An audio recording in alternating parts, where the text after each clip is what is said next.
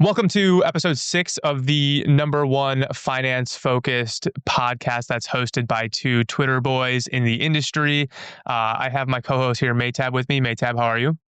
I'm always good. I just finished moving in, so I will build the studio out and we'll have a very cool podcast aesthetic. We're gonna go into the land of Mehtab. We are going to talk turnarounds.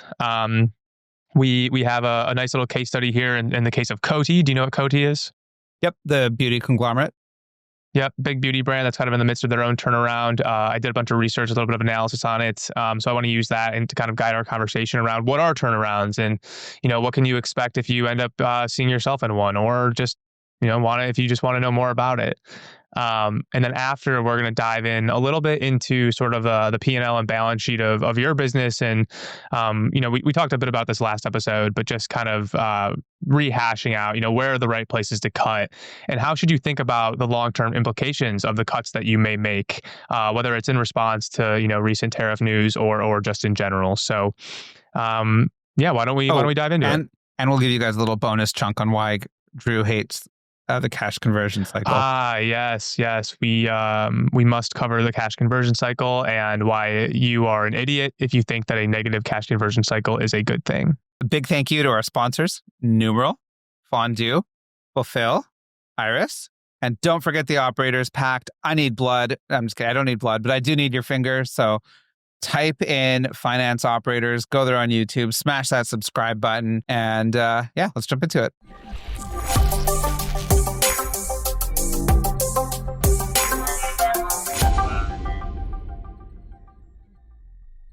Today, we are going to be diving into the turnarounds. And so we have the turnaround king with us anyways. And I think there's a lot to unpack sort of on this topic. Unfortunately, it may be highly relevant as well, just given sort of the state of the industry and some recent developments, specifically around the T word for tariffs. I'm trying not to say it anymore because I'm pretty burnt out on it. Me too. But there is one beauty company that I've been doing a lot of research on. It's a publicly traded company called Cody, and they're sort of in the midst of their own turnaround. So that's what I want to spend sort of the bulk of our conversation on today. But I want Mehtab, you to give the audience here a quick sort of primer on what do we think of when we think of turnarounds. And I thought you said something pretty interesting an episode or two ago when you said like income statement and balance sheet turnarounds, because it became pretty clear in my research on Cody what you meant. But give us sort of the quick and dirty on turnarounds in general, your sort of business, and how they generally work. Maybe we start with a really fun quote. My favorite quote, I think, gets everyone excited to work on a turnaround, that I always send people first thing, just because it's so cool, is from, do you know Jeff Sands, the industrial turnaround machine? No. So he's turned around a bunch of fairly chunky industrial kind of companies, like big manufacturers, et cetera. I think he did a commercial bakery, sawmill, all this crazy stuff. So this is what he says. He says, "This is the intellectual riddle I love so much about turnarounds. I'm trying to restart a factory and put 500 people to work, but I've got the world's worst poker hand. The balance sheet's shot, the company's stalled out, supply chain's locked up, lawsuits are everywhere, employees are vanishing, and so are customers, but I think we can put the company back on track with none of our own cash. The first thing we need is leverage. I get the senior secured lender to let me produce the backlog in exchange for some debt reduction to them. Then I stop everyone in their tracks with the announcement that the bank will support the restart only if the stakeholder parties support and work within the confines of our plan. With bank support, everyone now wants to talk and hear our plan. Knowing the vendors are upset and likely unanimously support my $12 million credit plan, our attorney crafts a special debt treatment where participating vendors are granted an improved position in the debt stack. Vendors then self-select whether they'll keep us as a customer and recover old debts, or they'll opt to lose a customer and come up short in recovery. The vendors who choose to be supportive get our devotion and are a priority repayment. Now we have a plan that makes sense, has multiple leverage points, and is likely to be supported. No doubt, these restart credit plans are tough coalitions to build and hold, but you're doing virtuous work. So despite the odds, good fortunes are on your side." How's that for a cool quote? Doesn't that get you excited and hyped up to work on a turnaround, Drew? No, it absolutely doesn't. But what I am interested in is in a turnaround. What I heard you just say, I guess, is that you basically just declare like who you are willing to pay first, and it's if the people participate in your plan, and then that's kind of like your leverage point as a distressed asset, I guess. Is that basically how it works? Yeah, more or less. I mean, it's like if you have a critical vendor and let's say you're in beauty or something and you have like a jar vendor that you owe money to, and for some reason it's a really cool proprietary design. You have custom molds and all this stuff that'd be really expensive to do somewhere else. Like they're a critical vendor. You need them to be you need them to receive priority repayment probably over your lenders, right? Or even I think a better example, sorry, something like Meta. If you're spending money on Meta and they're kind of your main ad platform, you're going to want to make sure they get priority preference in that stack, and the lenders should know why. Like, if we don't repay the lenders, nothing really happens to the business tomorrow. But if you stop paying Meta, your business is done in like 3 weeks. So And so is there a like the word turnaround feels fairly vague. Is there like a binary point in time where you are officially a turnaround? Like when you can't pay your bills or something, or like what is that? What is like the actual definition of turnaround? I don't know. I think the way we treat it is, especially in D2C, like I think there's a more vanilla description if you're in something like industrials where you don't typically see venture dollars flow into it, right? But in our space, I feel it's fair to say if you're not growing at the rate where you can justify your burn, or if you're just losing money at a crazy rate, and it kind of goes hand in hand with what I just said, right? At that point, you're in a turnaround situation, and I feel a lot of people don't really realize they're in that situation until it's too late. So if you're not doubling year over year and you're still losing a fair amount of money, you're probably not really like a venture target if you are losing money and you're not doubling. So at that point, I would kind of consider going into turnaround mode. What do you think? I don't really know. I mean, to me, a turnaround it sounds like fairly dramatic. Like I don't know. Even if you're like not growing and losing money, like maybe I don't know. Like maybe there's like right sizing versus turnaround. Like I think it's like maybe like a spectrum. Like you're doing well, and then like maybe you have the right size, and then like when you're Yep. basically like when I hear turnaround, I think like essentially like capitulation. But I don't know that that's really accurate. I have Yeah. fortunately never been a part of one. So I'm not. You're I've missing never out on done the it. fun, Drew. But you know what? Turnarounds are actually, I was going to touch on this later, but we can touch on it now. I mean, it just kind of leads into this. They're actually a lot like startups. Like if you're good at startups, I feel like you're probably a good candidate for being good at turnaround situations, right? Like you have a lack of cash, so you're super time sensitive. Urgency is really important. You have like a credibility problem. If you ever tried to sell something as a startup to something like retail, nobody takes you seriously. Same problem in turnaround. Um, Scarcity of knowledge and high risk. So there's no institutional knowledge in a startup just because they're so new. Same deal with a turnaround. You typically have lost like your longest tenured employees, or they're just people you don't want around. And that lack of credibility kind of extends out to lenders and suppliers as well as customers. So it's kind of interesting. Like there's a lot of overlap, right? Yeah, no, I mean that does make sense. I mean, startups suck, so turnarounds suck. So at the very least, there's that common denominator. Yeah, exactly. So do you know Cody, the company Cody, COTY? Beauty company, right? Yep, publicly traded beauty conglomerate. Sort of 100-year-old plus business. They're famous for owning like CoverGirl. They own like Adidas fragrance, David Beckham's fragrance, Vera Wang. Very like fragrance heavy. Lancaster. Lancaster. Yeah, it looks like they own Lancaster. Oh, interesting. Okay. Yeah. So basically, these guys, I thought these guys would be like a good case study to kind of support our conversation around turnarounds. Because it's an interesting story. So maybe just to give a little bit of context, Coty was started in like 1904 by some French dude. They launched with their first fragrance was sort of their like entry into the beauty market. And they By the way, did. Sorry, are you familiar with how good fragrance margins are? Tangentially, but They're like literally insane. What was that one fragrance company that just sold for some crazy money? It was the one with the cringy name. It's like cringy guys love it. I forget what it. I don't know.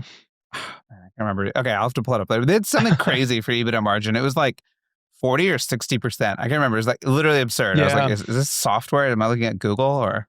Yeah. Yeah, I think Lay Anyways. Labo's done really well. Mhm. I forget if that's SD Lauder or another one, but um, It's funny you brought up the early 1900s because you're from Chicago, right? that's right.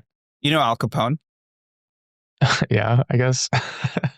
but do you know how he was taken down? I feel like I've heard the story before, but no, not really.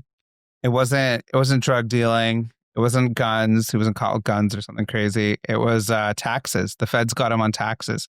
So Really? fast forward to 2025, replace Capone's speakeasy with your Shopify admin, swap G-Men for way too many state filings, swap Al Capone for a nerdy D2C operator with a crippling caffeine addiction selling health products online. And, miss one filing and suddenly you're reenacting the Untouchables minus the cool hats. So that's what we recommend Numeral. Numeral makes it easy and affordable to stay on top of sales tax compliance. They're one of our sponsors here for good reason.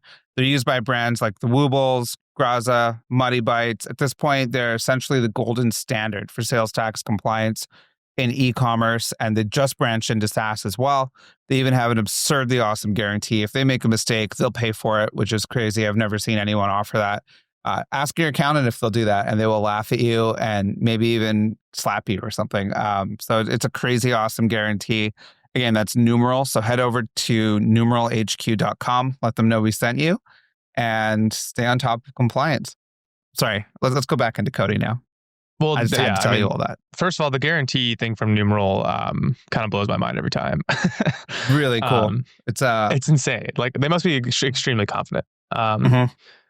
Sorry, you're talking early 1900s, 1908. The brand's founded for Cody. I think it was 1904. They started in fragrance. There's not like a ton to it until 1992 when they get bought by JAB Holdings, or maybe it's Jab Holding Company. And they go on this like crazy acquisition spree. So they buy all kinds of stuff. So have you ever heard of Adidas fragrance? This must be like a European thing.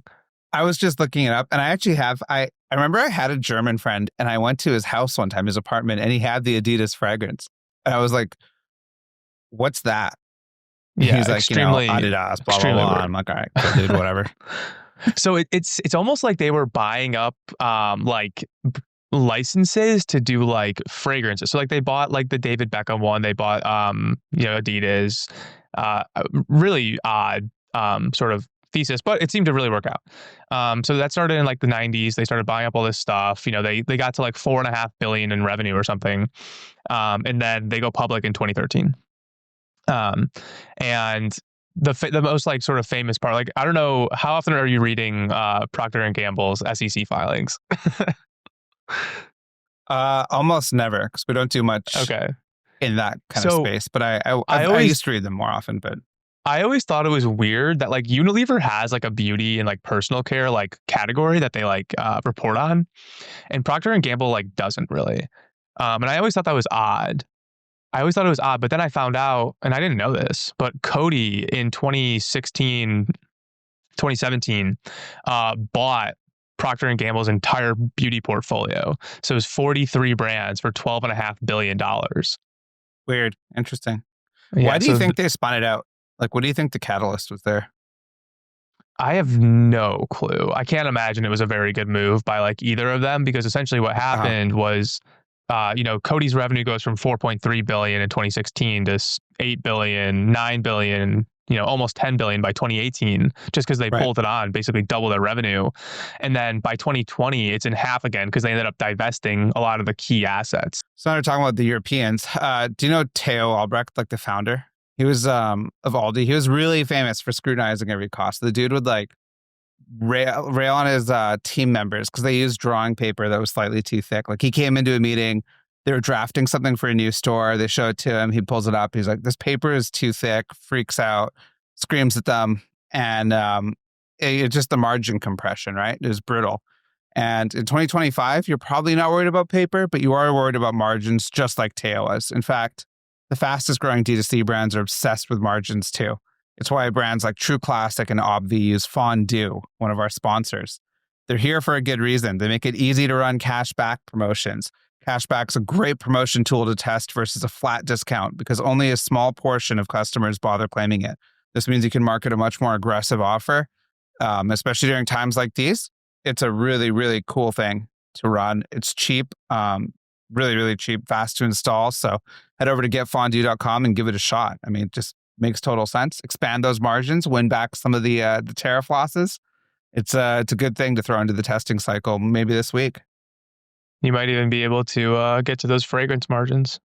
Yeah, exactly. You got to work your way up. So yeah, let's keep going with this. So yeah, they buy out that portfolio for $12 billion. What happens next? They end up divesting a handful of brands. So they sold Wella, Clairol, OPI, GHD to KKR for about $2.5 billion. And Do you know so, when that the was? revenue, when that was, it was in 2020. Okay, cool. So pretty So recent. basically, like the timeline goes, they buy up all this stuff in 2016. It does not work. But their revenue, goes from 4.5 billion to almost 10 billion, and then it doesn't work. And so they sell it all off, and now they're back at 4.5 billion. And that's where the turnaround sort of starts. And so, I dove into all their financials, obviously, and I think I know the answer to this, but I want you just to maybe give me a little bit more information before I decide. Like a balance sheet turnaround is probably not as bad as an income statement turnaround, Yeah, right? I have a whole rant on this. I was literally just talking to my co-founder about this the other night. We're looking at a company in So tell me the logistics that difference between we're tell me the thinking difference of. between the two of them. Yeah, tell me the difference between the two of them, and then do Yeah, your rant. yeah, let's dive in. So basically, a balance sheet turnaround means you have something like a brief hiccup, right? Like let's say you had a one-off cost, and because of that one-off cost, you've accumulated some debt. Let's use a simple example, like a lawsuit or something. And now you have all this debt on your balance sheet, and your unit economics are not broken. You still have cash flow. You're cash flow positive. Things are going well on that side. Um, and it's just this one hiccup you have to deal with. Maybe it's a lender who's really pissed off at you or something that you're in default with. Or maybe they pulled their line because they're going out of business, like that one lender did recently. Um, and now you need to find a new lender. Like you have a balance sheet hiccup. Those are usually quite easy to solve because you can jump in, create liquidity for the business in some way and solve it. It's a one-off problem. If that, like more or less, it's a one-off problem. Mm-hmm. When you have an income statement turnaround, it is much harder because it typically means your unit economics are broken at a fundamental level. Like the business does not make money and there's something wrong, and usually there's a product issue that needs to be fixed, or yeah, there's like a PMF issue that's kind of appeared.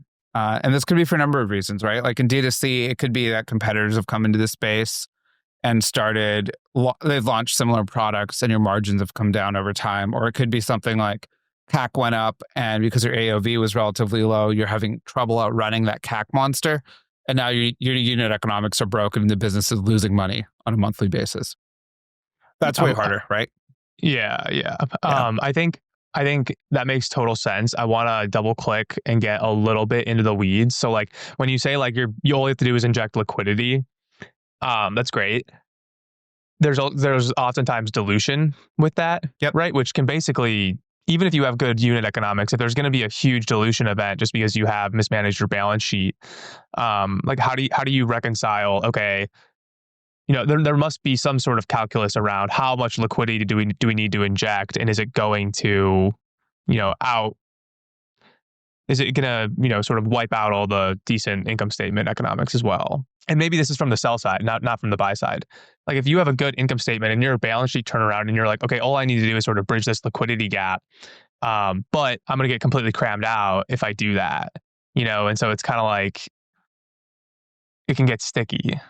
Yeah, I'd say it depends on how bad the hiccup is. There's usually a lot of ways we've rarely run into brands that are actually fully optimized. Which you do like consulting time to time just for fun if it's something interesting. Where like we're just looking at like a 9-figure beauty brand and there's quite a bit of low hanging fruit in terms of creating liquidity for them. Mm-hmm. I think, and they didn't need it. We're just kind of helping them create liquidity. But usually when we look at a business, there's room to create that liquidity, and they don't necessarily have to dilute themselves, if that makes sense. Got like it. there's So some that's your kind cash of sitting in pitch. the That's your business. pitch from the buy side is like, hey, like we're not going to completely wring you out because Yeah, we I mean, can. if we're going into our pitch specifically is we have a good amount of value add that can help basically create a ton of cash for the company. And that will outweigh like the lower valuation that we'll enter at, if that makes sense. Mhm. Yeah, So I exactly. find Yeah. within like 90 days, I can increase your gross margins by quite a bit by just improving specific aspects of the business. I can kind of pay for my own seat versus like Mhm. a 25-year-old venture associate just telling you to do better and make the revenue go up. It's like, all right, well, Yeah, I don't know. yeah. It's up to you. And then sending you like a pointless reporting package that's like 12 pages long and you have to do it every month. And you're like, wow, I want to blow my brains out. So um, you can avoid all that. And then, yeah, I think that's a pretty good overview of the difference between a balance sheet turnaround and an income statement turnaround, though. Yeah, yeah. Okay, so Cody, after their revenue gets sort of split in half from 2019 to 2020 when they divested all those assets, they're back, I think, on the mend. So revenue growth in 2020 is negative 45%, as we just sort of discussed, and then 2021 we grow negative 2%. 2022 we grow 15%. 2023 was 5%, tough comp, and then 2024 was 10%. So you've got, Which is pretty good. it's pretty solid. I mean, you have a prestige beauty conglomerate that's growing double digits. Adjusted EBITDA margin is now 18%. It was 12% in 2020. So you get 50% sort of addition there. Um, MER is 3.76, is actually up from 2020. So you're seeing a little bit of that marketing efficiency gain kind of fall through to the bottom line. Gross margin is expanded, from 58% to 65% almost. So you're getting leverage in all these lines. Like the income statement looks fairly good. And I was getting all excited about this, and I was like, why is the stock Right. getting absolutely crushed? I was And just looking then at that too when you mentioned them. I looked it up and I saw the stock and it was like a linear drop. Yeah, and so this is why I asked about the dilution thing, which I'll get to in just a second. But then I got to the balance sheet, and I was like, "Oh, okay, this makes a little bit more sense." So their liquidity is just it's just bad. I mean, their current ratio is under one. It's been under one since 2020, Oh, wow. which basically just means they're gonna have a tough time sort of paying their bills. They have more sort of current liabilities than current assets, And and how so chunky are they right now? Like revenue wise, sorry, chunky. That's just that what could mean so many different things. yeah, Yeah, so yeah. Sorry. they've grown from about 4.5 billion in 2020 to just over 6 billion in the latest 2024. Right. Um, Cool. so So they're still very cash, large. but cash is down during that Yeah. time. So they had 350 million in cash, in 2020, and then by 2024 it was 320 million. So all the economics seem to be getting better, but they're not exactly throwing off a ton of cash. And so, you kind of look at it, and if let's bounce over to the cash flow statement, and we see that there was a stock issuance for 342 million last year. So they're getting, if their market cap is 4 billion, okay, so that's 10%, right? Granted, this offering wasn't, the market cap was different at the time of this offering, but for the sake of easy math. It looks like the stock kind of peaked around 2015, 2016, slid, and then it's kind of more or less meandered since 2019. Yeah, exactly. So that's when they bought it. That's when they bought the P&G stuff. It closed probably a year later. Yeah. And so everybody got really excited because they're the next, Unilever or whatever. Yeah, that's kind of like their situation. So again, $6 billion company growing double digits. EBITDA margins in the neighborhood of 20%. But this cash, they just can't seem to get it to kick off cash. Isn't there is their margin like disgustingly good if they're heavy on fragrance? Like I'm kind of shocked inventory is eating up so much of that. So it's 64.4% gross margin for the last year, which is strong. It's not best in class as far as as prestige beauty is concerned. Yeah. Yeah, and I think that's mostly to do with their channel mix. Like it's certainly not like an e-commerce dominant No, company. and it's like a lot of mass market retail, right? Especially because some of the Exactly. brands are they're not higher end. Like I think we just discussed like Adidas fragrance, right? It's not like it's a prestigious brand by any means. Yeah, so their whole sort of like quote unquote turnaround plan, and I didn't actually read this, so this is nothing official from management, but just based on the numbers that I'm seeing, it's like, okay, double down on prestige. So prestige is growing much faster than their sort of other segment, which is consumer, which is probably like the mass stuff. And then interestingly, Asia is kind of like their growth vector too. So the Asia Pacific year-over-year growth is 22% versus 11% for America. So it's the plan seems to be sell expensive fragrances in China is like Interesting. kind of It's kind kind of of the tough though right plan. now, given how things are Yeah. going. Actually, you want to talk about something really quick is you talk about how like they're not actually spitting off much cash, even though things look good on paper. Can we hmm discuss? I mean, I think everyone in D2C has felt this, obviously at a small scale, right? A much smaller scale. But you're doing well, your business is growing fairly well. But so you're doing like 20 million in revenue, you're running at like 15 to 20% EBITDA margin, but there's just not much cash that the company itself is throwing off because obviously your inventory gets treated as like a taxable asset, hmm and you're loading up on inventory for the next year. Maybe your seasonality kind of kicks your ass too, and now you're like a weirdly chunky company doing a weird amount of revenue, and you're or a good amount of revenue, and you're not actually throwing off that much cash that you can pull out as a founder. Why is that? What can I do as a founder to improve the amount of cash I'm actually able to pull out personally? And what do you feel like the main levers are that differentiate a business that can pull that like a lot of cash out relative to revenue? Um, I I can go into this too if you want. It's kind of fun to bounce around. yeah, I have I think you asked the question in a really nice way, so I want to reply. There's if I point you to your accounting ledger and I point you to your Mhm. statement of cash flows, the sort of number you should be looking at is obviously like the net change in cash. For a lot of people, that's going to be effectively equivalent to the cash flow from operations, unless you have some other stuff going on. And so it's a fairly simple statement, right? Like if you look at it, the first line is net income, right? Right. And then the rest of it is just like balance sheet adjustments. So it's very simple answer to your good question, which is either increase net income or optimize working capital, and that's pretty much And it. let's talk about, so if I'm optimizing working capital, I actually just think this is something obviously your tool can help with, right? Like at Iris, this is literally what it's made for. It's all we do. Yeah. Did you guys save like there's like some cool thing you guys did to save a brand some money? You posted about it the other day. I forgot. What was it? It was like an We 8-figure brand. Yeah, they're decently sized. We basically we have a revenue reconciliation as part of our sort of like flash financial feature. Um and we basically just found out that they like weren't they had a pretty complicated sort of like cross-border tax setup.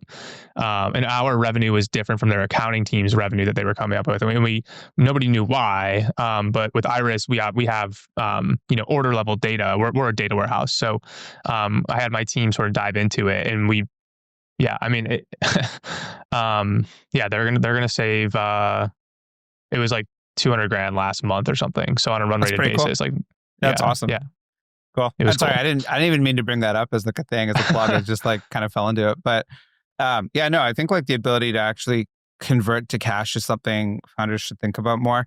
You can kind of dive into your cash conversion cycle. Do you want to touch on the cash conversion cycle, just high level? I would love nothing more than to touch on the cash conversion cycle. The Um, CCC that which explains I the think tramp stamp. this is we're heating up right now because there's a lot to talk about. Essentially, the cash conversion cycle it's usually measured in like days. Um, and it basically the number of days is how long it takes you for to turn your inventory, in most cases, into cash. And so there's like a day's inventory outstanding component, which measures how long you hold inventory. There's a days payable outstanding component, which measures how long it takes you to pay people. And then a less relevant one in e-commerce, but certainly relevant for retail, is the days sales outstanding, which is how long it takes you to get paid. And so when you add the how long it takes you to get inventory to how long it takes you to get or to sell inventory, if you add that to how long it takes you to get paid, and then you subtract how long you pay people, you have this net cycle measured in days around how much cash, how long does it take for you to make cash.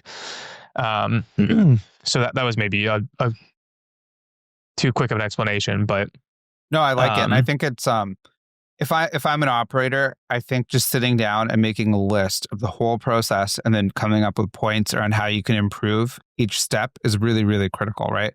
And that's where you unlock a lot of cash. And I'll say it varies quite a bit by D2C brand that we've looked at. Most of the time, companies end up with an accidentally good like just an accidentally good CCC. a good example is we're invested in a jewelry brand. And I'd say typically if you have a company doing like 5 million in EBITDA, you can probably pull anywhere from 20 to 30% of that without hurting growth too much as like a Mhm. dividend out to yourself or whatever, comp out to the founders or whoever owns equity on the cap table. That brand, because it's very pre-order heavy, basically. Everything's made to order and we do our own Mhm. manufacturing. So our raw materials are really cheap and our actual labor it's pretty cheap too. Like our gross margins are really good. They're like, 85, 90 plus. So um, it converts like crazy. You can pull out 80 to 90% of the like net on paper out of that Mhm. company. It's crazy. Yeah, It's really that's cool. And awesome. when you look at that as an investment, you're like, oh, okay, so you're paying the same multiple most of the time. Maybe there's a slight premium, but a lot of the times people don't really consider how much cash you can actually pull out of the business. So at that case, it's almost like a company that does double or even triple what their EBITDA is currently, which is really, really cool. Yeah. And I feel like I made this mistake a long time ago with my first business, which was it was a guitar retailer. So our margins just sucked. Like our gross margin was like 40% or something. It was disgustingly bad. And then our net terms from our vendors weren't really there. I was in my early 20s, so I didn't even know you could really get net terms. I was just totally shocked when someone offered it to us. I'm like, wait, I should be getting this everywhere. And then I had a beauty brand called Blumon that did fairly well. And also a guitar pedal company called Horizon. And those had those were both really pre-order heavy. So the amount of cash we could pull out was crazy. And margins were great too. So we didn't have to keep reinvesting in inventory. I think everyone should keep in mind when your margins suck, you're stuck investing more and more in inventory. And again, it's a taxable asset. So like you might have that inventory there unsold and you're still going to be taxed on it. It's really brutal. Because as far as the government's concerned, it's just cash. So just something to consider when you're looking at a company or building a brand. Like what can you do to improve that cycle and actually improve the amount that's distributable cash you're pulling out of the business? Yeah. I mean, I think you don't want to over optimize though. And No. I think this is going to be a really, really important sort of contrarian conversation that we're about to have Mhm. because everybody is so obsessed with negative cash conversion cycles. And it's like, Yeah, yeah. it's Like that it's one such a, Gymshark post that everyone rips off of each other.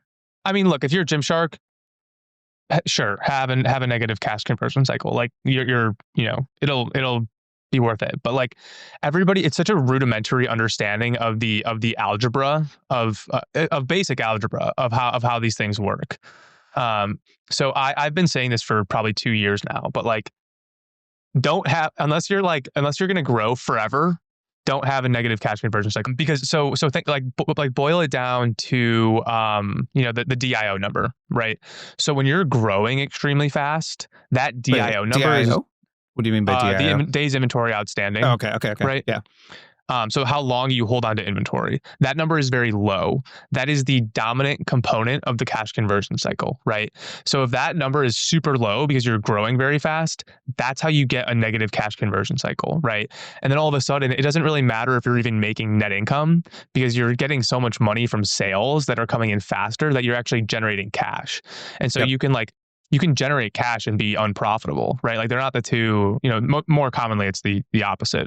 But you Yeah, it can could be actually, something like a business that's running on pre-orders and your unit economics aren't actually that good, but you have a lot of cash. We yeah, actually looked at a exactly. board game company that forgot to factor in the cost of shipping, and they were losing like $30 an order or something, and they did like 7 figures in pre-orders, something crazy. So they're actually upside Mhm. down. But anyways, that's a good example. So, like, if you're like optimizing for negative cash conversion, and your inventory days is something low. Like the average is usually around 80 days. I place a PO. It takes me 80 days to sort of turn that into cash.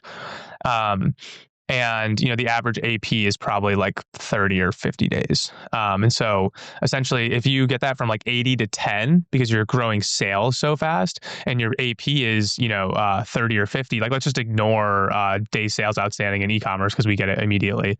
So now your cash conversion cycle is 10 minus 30, negative 20, right?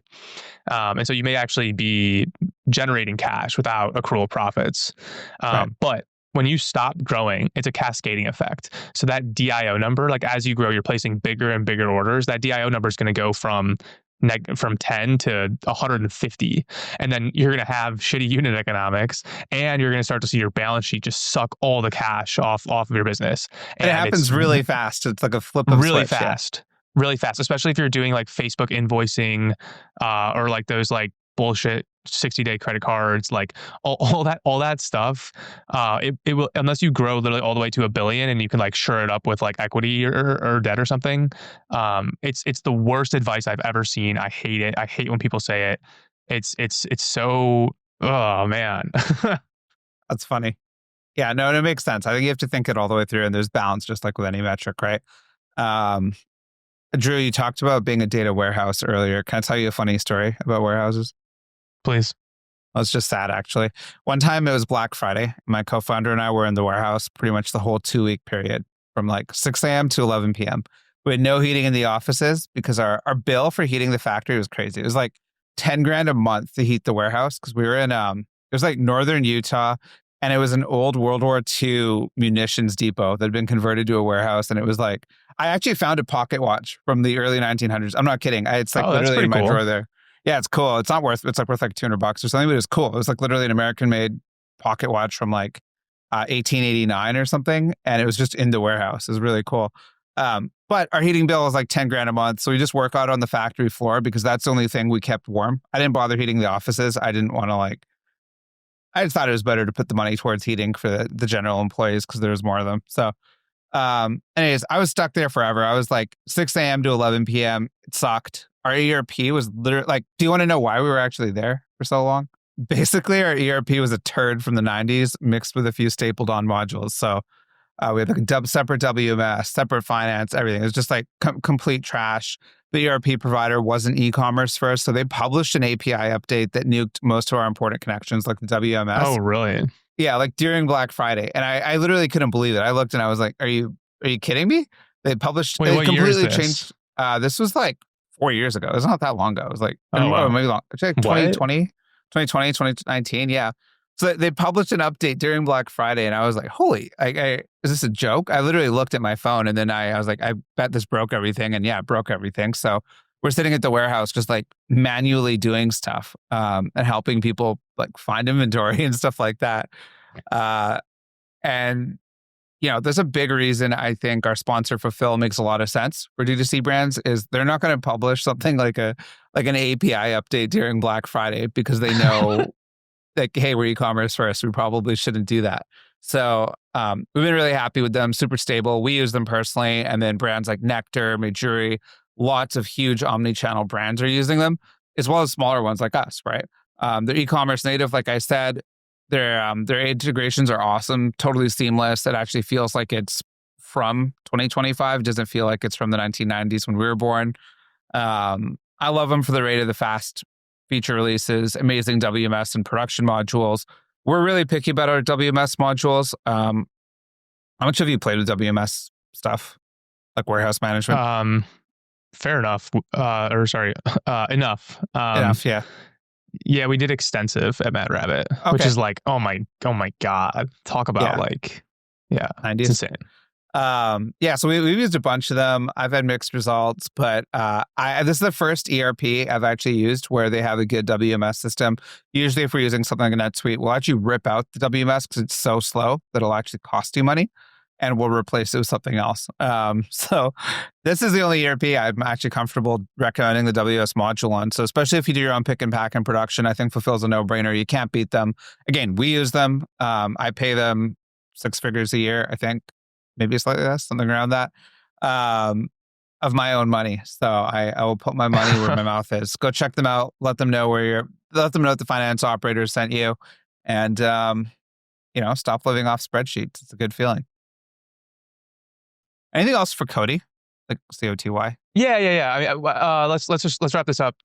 Essentially, the whole story with Cody, I thought it was it's interesting, right? Like there's obviously like a lot of excitement sort of around prestige beauty.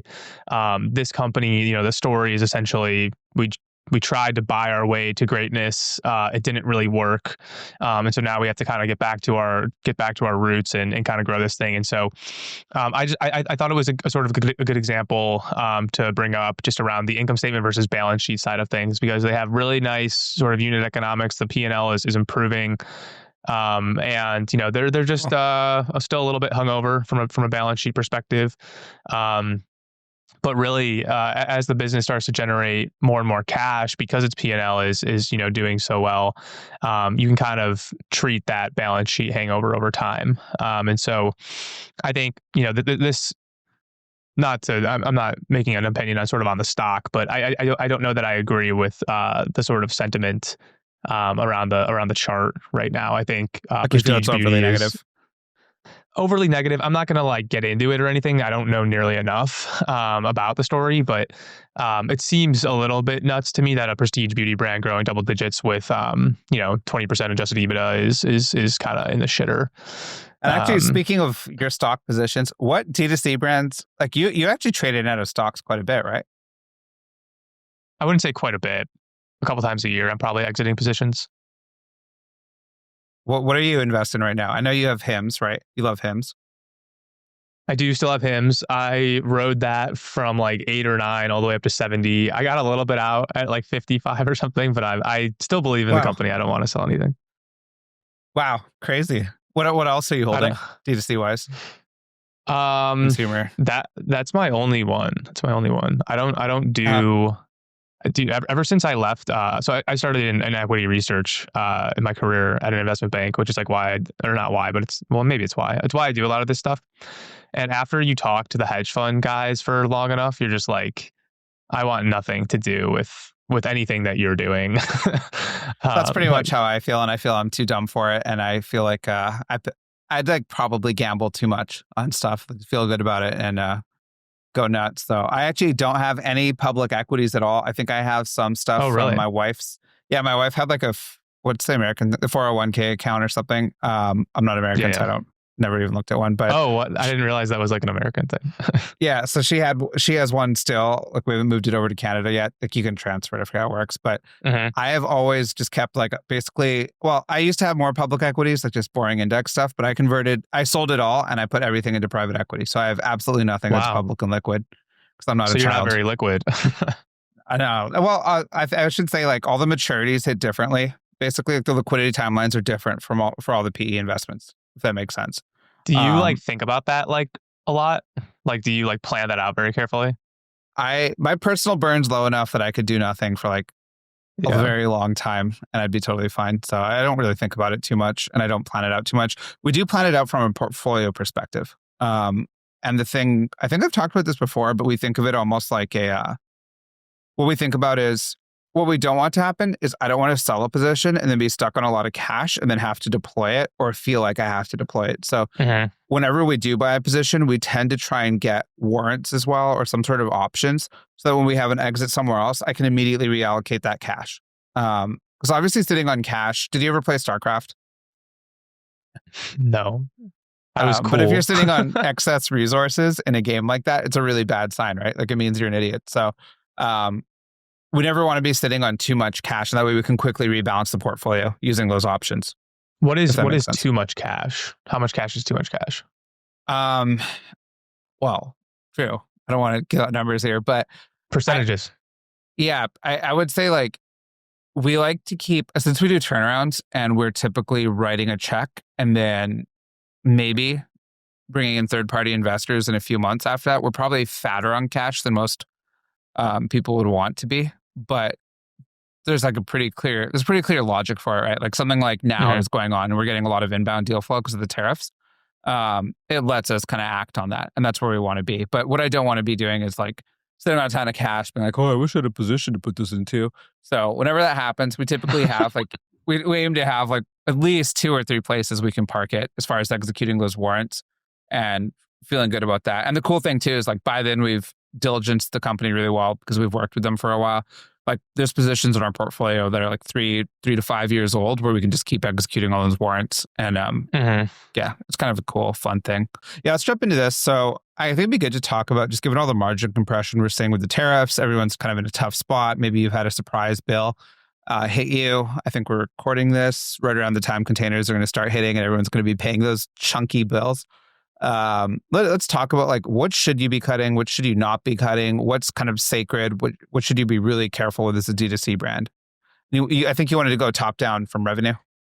I want to just, I always think about these things as if you're building a financial model, right? So if you're going to move things around in the financial model, there's only so many places you can do it. So yeah, I want to go sort of line by line, and I want to start with revenue.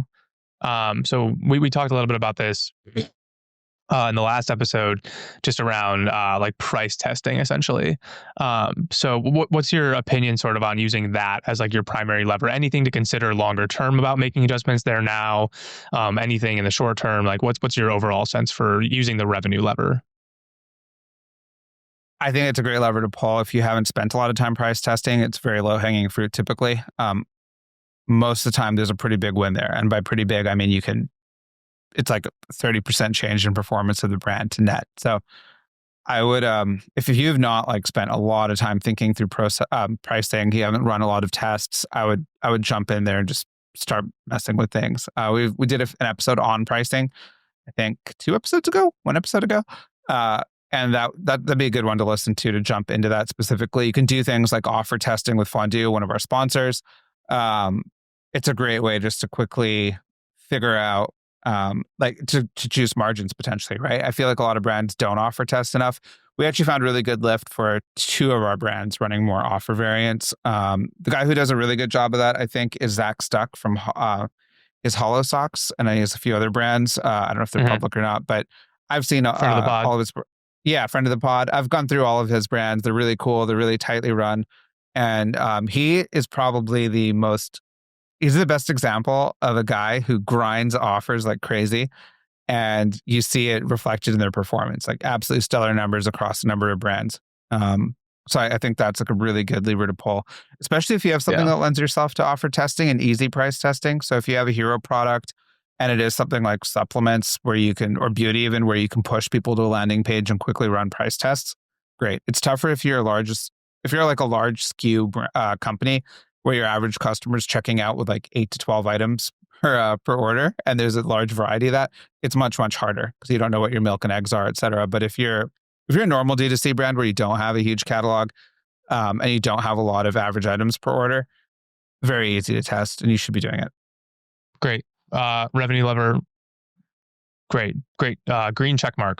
Thumbs up. COGS. Yes. I think there's a lot you can do here. Obviously, again, we did a deep dive on this. I'm glad we can kind of refer back to that episode, but you should be doing things like flying out to your suppliers. If you have not flown out to the first thing we did when we heard about the tariffs is we literally sent people to China to go and talk to the manufacturers in person. I just think you have way more leverage to take you more seriously. They're more empathetic when someone's in their face there physically, and it works better. I'd say 20-30% of the time. And even if you're dealing with domestic suppliers, go show up, just book a flight. It's a couple $100 and stay at the local Holiday Inn or whatever you want. Doesn't have to be fancy, and it'll definitely pay for its own seat. Do you think revenue lever or COGS lever is better? I think the COGS one is easier to pull in most cases with most brands. Like they're typically not sourcing enough. They haven't really done enough to work with their manufacturer to rehaul the process of how the product's made and cut out things that are wasteful and not really adding value to the customer. I disagree because it's going to take way longer than just getting a decent price test. That's very valid. That's super valid. Yeah. I guess on the COGS side, like it could like go show up in person, potentially negotiate something better on the term side. The only concern is obviously at this point, the tariffs are so aggressive. It depends on the country you're looking at, right? Like some of them are only 10%, not really. That's something you can negotiate out.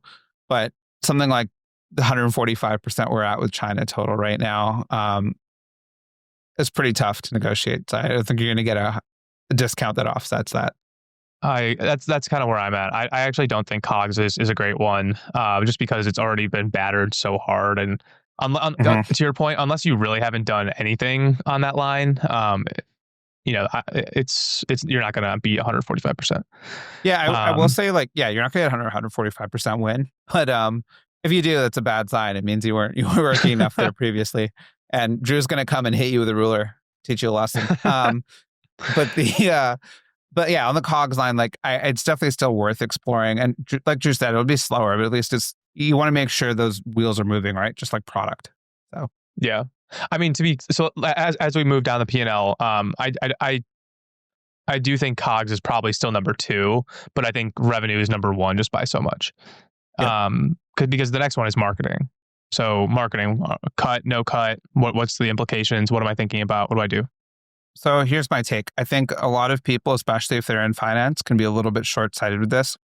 You have to think there's the lagged effect of any advertising spend, right? It's called ad stock. That's the formal word for it. If you Google ad Wait, stock, what does ad stock mean? ad stock's just basically measuring the lagged effect of advertising. So if I run an Okay. ad today, we all know, like if I ran a TV ad today, most of the people are not going to purchase immediately today. I know that they're not going to purchase until like impression Mm-hmm. 7, or they're not going to purchase until there's like a correlating event or something that makes them purchase a catalyst. So um, typically the higher your price point, or if it's something that's just important, like for example, one of our brands sells wedding flowers, we have a disgusting consideration cycle. I mean, like, I think it's 70% of our purchases don't happen within a month of learning about us. We have things, we've heard stories from customers where they added us to their Pinterest wedding board at 18 or something, and then got married at 23 or 24. And I'm like, oh my God, how many ads did we serve this person? So I think Yeah. people should really consider ad stock when they are running cuts to spend. There are places in marketing where you can cut. You can look and think like, where are my most incremental dollars? There's things you can run, like you can use House or a similar tool or some of these MMM tools. I think Northbeam has one now.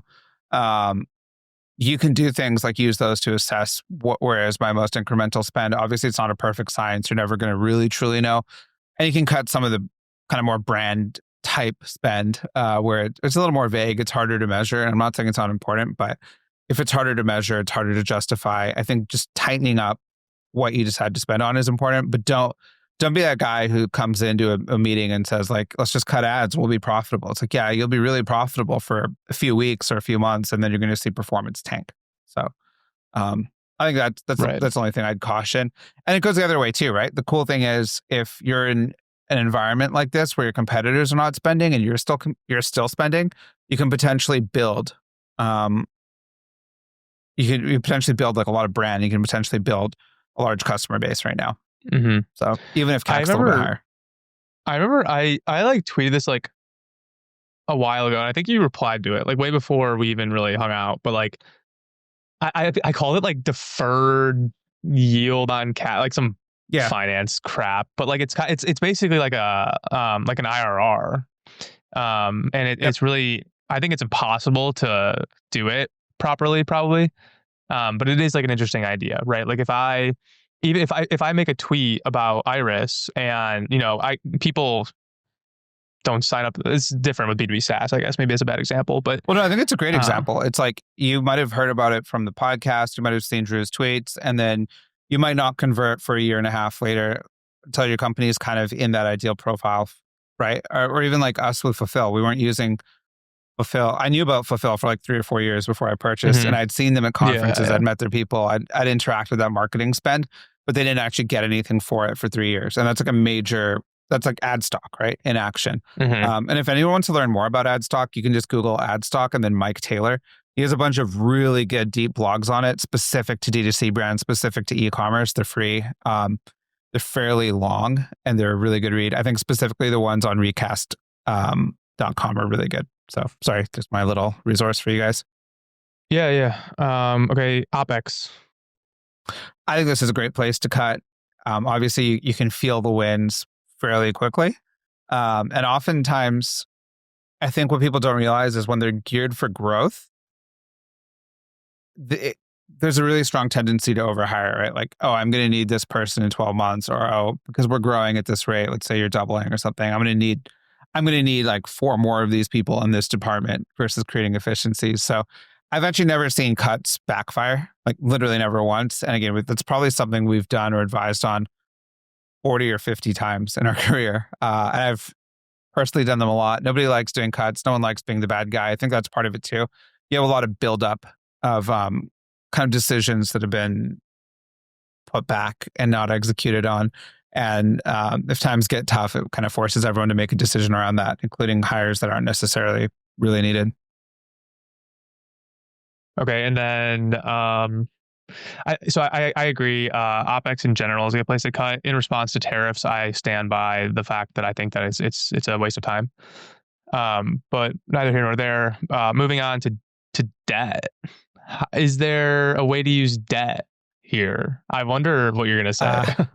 Yeah. So two things. I think if you're going to go out and source debt to get over this, lenders aren't going to be excited about your unit economics if you are really hard hit. Like they need a very clear case. This extends to equity too. Everyone needs a clear case for how you're going to improve unit economics and get out of China. I don't think China is going to have sub 40% tariffs as a baseline. I think they really are going to be kind of 40%, maybe slightly higher. Who knows how long this drags out, but it is a substantial risk. And if I'm a lender, I'm not collecting enough of a premium on you to justify that level of risk in the business. So if you're pitching a lender, you need a clear case we're going to do with the cash. Like, oh yeah, we're booting up these factories in, I don't know, like Bangladesh or Malaysia or something. And you're clearly going to get away from China as a risk factor. Like that, they need to see that and to feel comfortable with it. I think when you're considering debt, we've talked about this a lot. I think it was a really deep dive on the second or third episode that we did. And I think you can speak to this too, but really think through who you're getting capital from, as well as how their underwriting will change. So a lot of these new batch of D2C lenders, they came in and they had much looser or more generous, I should say, underwriting criteria when they started. And then they gradually tightened up. And some of them really tightened up aggressively when they stopped getting venture dollars. So be careful. You should know what the source of capital is for your lender and what they're subject to. I think initially a lot of them were funding things more or less with equity. Like they were using equity they raised on the venture side to fund debt they're giving out, which doesn't really make sense when you think about it. So obviously it had to be rationalized. Rates had to go up. They had to tighten way up. Stop doing all these deals. It didn't make sense. And then think through like what are your reporting obligations? If you are going to like a private credit fund, they'll typically have more aggressive reporting covenants, which is, I think we talked about this, like you can really get bonked over the face and end up having to pay a lot more because the covenants are really aggressive. Do you want to walk through what covenants are really quickly? And like Yeah, tripping one? I think we did define it in our last one of those episodes. It's basically it's just a set of rules that you can't breach. You can't have your cash balance go below this. You can't have EBITDA go below this. Just a bunch of different sort of agreements. Yeah, and you want to use something like Iris to model out exactly how things are going to flow over the next, say, 12 months or whatever the term is with the lender, and make sure you're not going to breach the covenants accidentally. Because what a lot of lenders will do is they'll get sneaky with that. And they'll throw in covenants where you'll probably breach them. And the real reason they're there is so they can charge you fees for breaching the covenants. I mean, it's like, say they're charging you base 12% interest rate or 14%. That's how they'll juice returns and get like 17% out of it without necessarily taking more risk. They're just like, oh, did you wear a green shirt today? That's actually, you breached a covenant, you idiot. Pay me more. So be careful with that. And then our preference is always to use more lenders and smaller lenders where possible, or more diversified stack, or someone who we really know has a solid source of capital. So like I like private credit funds. I think they're great. I know they're not really an option if you're below like 3 to 5 million in EBITDA, but if you are below 3 to 5 million in EBITDA, then build a stack off multiple sources. Use unsecured vendor debt's obviously the best source of debt. So stuff like Meta, great place to get debt more or less, like switching to net terms there, and then you can pay them late with no consequence. But stuff like that, I think it's good. What else on the credit side? I don't know. Rates are high. Like, yeah, and read the agreements. Like, make sure you really understand what you're looking at. Get a lawyer if you need help. Yeah, definitely get a lawyer. I don't know that I can. If you don't have like an existing like untapped source of funds on the credit side, I probably wouldn't be like, you need to go raise debt right now. It's probably pretty low on my list. My list is probably revenue, COGS, OpEx, marketing, and then debt in that order. Yep, I agree with that. All right, that's a wrap for this episode. Don't forget about our sponsors, Fondue, Numeral, Fulfill, and of course, Iris. Also, don't forget about the Operators Pact. So we need you to help us jump in front of the 9ops, in front of the marketing ops. We can't lose to those guys. So make sure you head over to our YouTube channel and absolutely mash that subscribe button. And we will see you here same time next week. Woohoo!